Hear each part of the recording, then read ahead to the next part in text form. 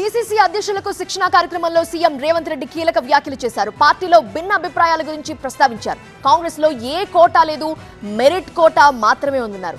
దేశం కోసం త్యాగాలు చేసిన గాంధీ కుటుంబంపై బీజేపీ చేస్తున్న అవినీతి ఆరోపణలను తిప్పికొట్టాలన్నారు.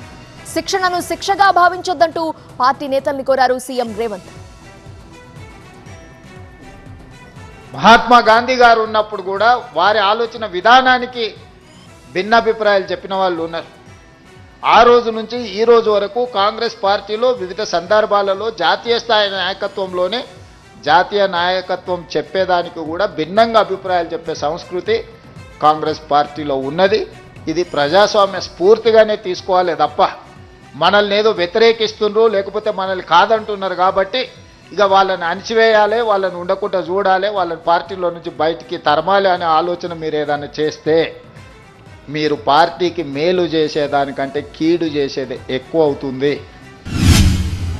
మీకు కూడా మీరు ఏమనుకుంటున్నారంటే మేము ఏం చేసినా ఎవరు చూస్తలేరు, ఎన్నికల ముందల ఎవరో నాయకుడిని పట్టుకుంటే ఆ కోటాలనో ఈ కోటాలనో వస్తుందని.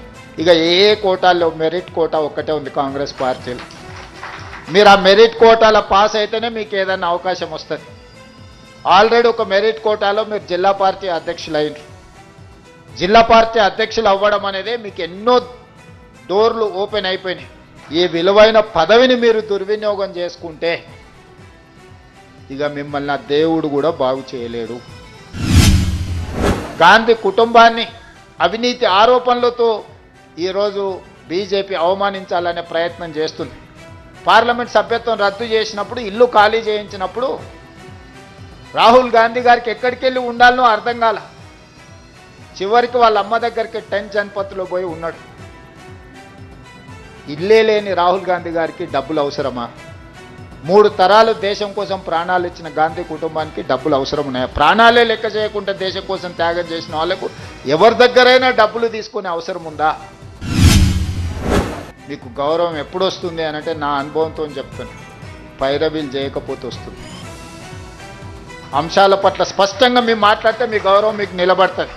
మీరు చిన్న చిన్న పైరవీలు వెనకాల తిరిగినారు అనుకో, మీరు జిల్లా పార్టీ అధ్యక్షులుగా కాకుండా పైరవకారులుగా మీకు ఎప్పుడైతే ముద్ర పడుతుందో అప్పుడు మీరు అందరికీ చులుకాన లోకు అవుతారు. ఈ శిక్షణ అనేది 10 రోజులు ఇక్కడ ఉండడం అనేది మీరు శిక్షగా భావిస్తే దీనివల్ల 0 ప్రయోజనం. కాంగ్రెస్ పార్టీలో మీ అవకాశాలు మెరుగుపడడానికి కూడా ఈ శిక్షణ కార్యక్రమం ఉపయోగపడుతుంది.